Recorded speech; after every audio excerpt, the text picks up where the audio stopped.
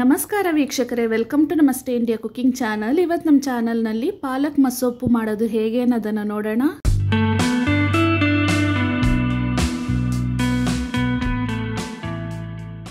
ಒಂದು ಕಟ್ಟು ಪಾಲಕ್ ಸೊಪ್ಪನ್ನು ತಗೊಂಡಿದ್ದೀನಿ.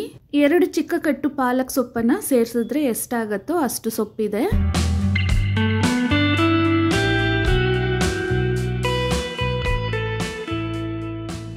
ಇದರ ಎಲೆಗಳನ್ನು ಮಾತ್ರ ಬಿಡಿಸ್ಕೊಬೇಕು. ನೋಡಿ, ಸೊಪ್ಪನ್ನ ಈ ರೀತಿ ಬಿಡಿಸಾಗಿದೆ. ಇದರಲ್ಲಿ ಮಣ್ಣು ಜಾಸ್ತಿ ಇದೆ. ದೊಡ್ಡ ಪಾತ್ರೆಯಲ್ಲಿ ನೀರನ್ನು ತಗೊಂಡು 3 ರಿಂದ 4 ಬಾರಿ ಚೆನ್ನಾಗಿ ಜಾಲಿಸಿ ನೀರನ್ನು ಬದಲಾಯಿಸಿ ತೊಳಿಬೇಕು. ಚಿಕ್ಕದಾದ ಈರುಳ್ಳಿಯಲ್ಲಿ ಅರ್ಧವನ್ನ ಕಟ್ ಮಾಡಿ ಇಟ್ಕೊಂಡಿದ್ದೀನಿ. ದೊಡ್ಡ ಸೈಜ್ನ 6 ನಾಟಿ ಟೊಮೆಟೊ, 10 ಹಸಿರು ಮೆಣಸಿನಕಾಯಿ, ಅರ್ಧ ಬೆಳ್ಳುಳ್ಳಿ, ಸ್ವಲ್ಪ ಹುಣಸೆ ಹಣ್ಣು, ಒಗ್ಗರಣೆಗೆ 1 ಕಡ್ಡಿ ಕರಿಬೇವಿನ ಸೊಪ್ಪು, ಅರ್ಧ ಈರುಳ್ಳಿಯನ್ನ ಚಿಕ್ಕದಾಗಿ ಕಟ್ ಮಾಡಿ ಇಟ್ಕೊಂಡಿದ್ದೀನಿ, ಅರ್ಧ ಬೆಳ್ಳುಳ್ಳಿಯನ್ನ ಜಜ್ಜಿಟ್ಕೊಂಡಿದ್ದೀನಿ, 3 ಒಣಮೆಣಸಿನಕಾಯಿ, ಅರ್ಧ ಕಪ್ ತೊಗರಿ ಬೇಳೆ, 1/4 ಕಪ್ ಹೆಸರು ಬೇಳೆಯನ್ನ ತಗೊಂಡಿದ್ದೀನಿ. ಕುಕ್ಕರ್ನಲ್ಲಿ ಹೆಸರು ಬೇಳೆಯನ್ನ ಹಾಕ್ತಾ ಇದ್ದೀನಿ. ಅದರ ಹಸಿ ವಾಸನೆ ಹೊರಟೋಗಿ ಬಣ್ಣ ಸ್ವಲ್ಪ ಬದಲಾಗೋವರೆಗೂ ಹುರ್ಕೊಬೇಕು. ತುಂಬ ರೋಸ್ಟ್ ಮಾಡಬಾರ್ದು.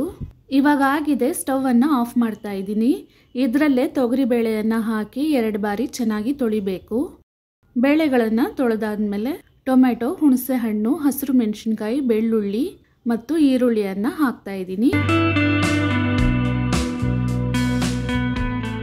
ಇದರಲ್ಲೇ 1/4 ಟೀ ಸ್ಪೂನ್ ಅರಿಶಿನದ ಪುಡಿಯನ್ನು ಹಾಕ್ತಾ ಇದ್ದೀನಿ. ಇದಾದ್ಮೇಲೆ ಕ್ಲೀನ್ ಮಾಡಿ ತೊಳೆದಿರುವ ಪಾಲಕ್ ಸೊಪ್ಪನ್ನು ಕುಕ್ಕರ್ನಲ್ಲಿ ಹಾಕೊಳ್ತಾ ಇದ್ದೀನಿ. ಇದರಲ್ಲಿ 3 ಲೋಟ ನೀರನ್ನು ಹಾಕ್ತಾ ಇದ್ದೀನಿ. ಅಂದಾಜಿಗೆ 3/4 ಲೀಟರ್ ಅಷ್ಟಿದೆ.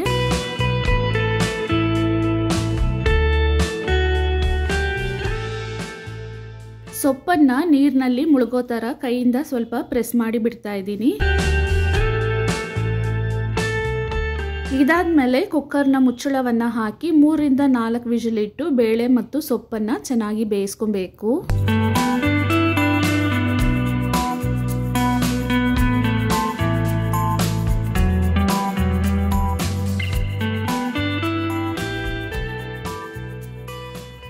ಕುಕ್ಕರ್ನ ವಿಜಿಲ್ ಆಗಿ ಇವಾಗ ತಣ್ಣಕ್ಕಾಗಿದೆ. ಇದನ್ನ ಪಕ್ಕಕ್ಕಿಡೋಣ.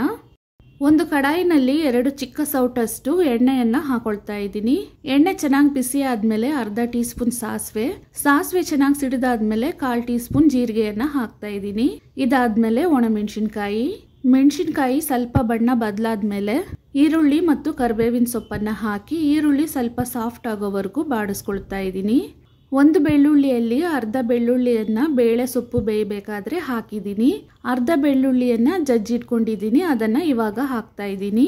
ಈರುಳ್ಳಿ ಮತ್ತು ಬೆಳ್ಳುಳ್ಳಿ ಕಂದು ಬಣ್ಣ ಬರೋವರೆಗೂ ಬಾಡಿಸ್ಕೊಬೇಕು. ಇವಾಗ ಆಗಿದೆ. ಸ್ಟವ್ ಇಂದ ಕೆಳಗಿಳಿಸ್ಬಿಡೋಣ. ಇದರಲ್ಲಿ ಸೊಪ್ಪು ಬೇಳೆಯನ್ನ ಬೇಯಿಸಿರುವ ನೀರನ್ನ ಬಸಿತಾ ಇದ್ದೀನಿ.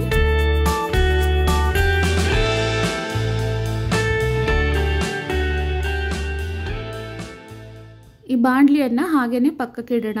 ಬೆಂದಿರುವ ಬೇಳೆ ಮತ್ತು ಸೊಪ್ಪಿನಲ್ಲಿ ರುಚಿಗೆ ತಕ್ಕಷ್ಟು ಕಲ್ಲುಪ್ಪನ್ನ ಹಾಕ್ತಾ ಇದ್ದೀನಿ. ಇದನ್ನ ಚೆನ್ನಾಗಿ ಮಸಿಬೇಕು.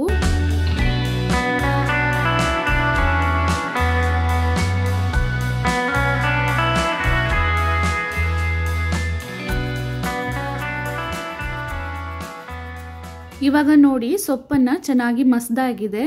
ಒಗ್ಗರಣೆ ನೀರನ್ನು ಇದರಲ್ಲೇ ಹಾಕ್ತಾ ಇದ್ದೀನಿ.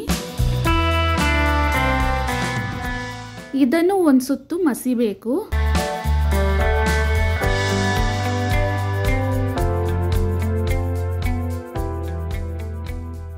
ನೋಡಿ, ಈ ರೀತಿ ಸಾರು ರೆಡಿಯಾಗಿದೆ.